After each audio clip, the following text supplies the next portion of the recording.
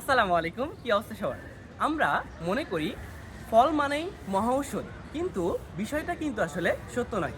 বিশেষ কিছু ফল বিশেষ কিছু রোগের জন্য বিশেষভাবে নিষিদ্ধ। আসুন আজকে আমরা জেনে নেই কোন ফলগুলো আসলে কোন সময় খাওয়া আমাদের উচিত নয়।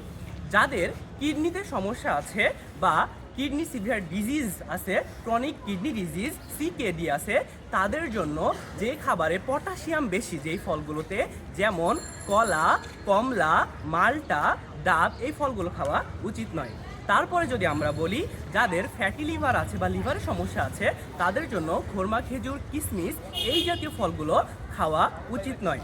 এবং যাদের ডায়াবেটিক্স আছে তাদের আম, কাঁঠাল, কলা এগুলো খাওয়া উচিত নয়, কেননা এগুলো হঠাৎ আমাদের ব্লাডে সুগার লেভেল বাড়িয়ে দিতে পারে। এবং যাদের গ্যাস্ট্রিকের সমস্যা আছে তাদের লেবু জাতীয় ফল খালি পেটে খাওয়া তো কখনোই উচিত নয়। সো এই আজকের ভিডিও এই পর্যন্তই। আমরা নেক্সট ভিডিওতে আরও গুরুত্বপূর্ণ ইনফরমেশন জানবো ইনশাল্লাহ। টাটা।